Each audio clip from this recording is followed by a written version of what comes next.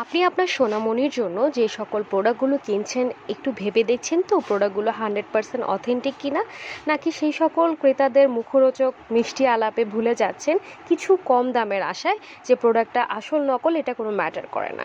So hello everyone, চলে আসলাম এভিনিউর কিছু product নিয়ে। আপনারা সকলেই জানবেন আমাদের কিন্তু সকল প্রোডাক্ট আলহামদুলিল্লাহ 100% অথেন্টিক, অ্যান্ড অ্যাভিনিউর সকল প্রোডাক্টের উপরে কিন্তু আমাদের আলহামদুলিল্লাহ বেস্ট একটা ডিসকাউন্ট আছে। এটা হচ্ছে অ্যাভিনিউর baby daily care moisturising lotion for sensitive skin. এটা কিন্তু চাইলে বেবির ফুল বডি সহ আপনারা ফেসে ইউজ করতে পারবেন। অ্যাভিনিউর প্রোডাক্ট খুবই বেস্ট বেবিদের স্কিন অ্যান্ড বডির জন্য।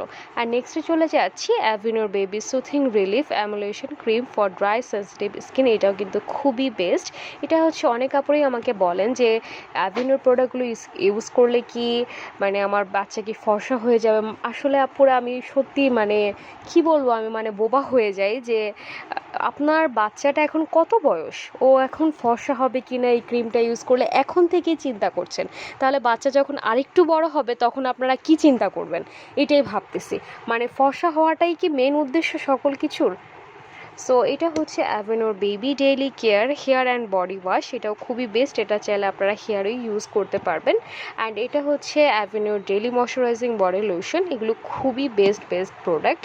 অ্যান্ড আমি বলবো যেখান থেকেই কিনুন না কেন 100-200 টাকা কমের জন্য অবশ্যই নকল প্রোডাক্টটি কিনবেন না। আমাদের প্রতিটি প্রোডাক্টের সাথে আপনারা কিউআর পাচ্ছেন, ঠিক আছে। অ্যান্ড অনেক কাপড়ে বলেন অ্যাভিনিউর প্রোডাক্টের ডেট কোথায়। অ্যাভিনিউর প্রোডাক্ট ওপেনের পর থেকে স্টার্ট হয়, হ্যাঁ, ডেটটা এক্সপায়ার ডেট স্টার্ট হয় 12 মাস পর্যন্ত।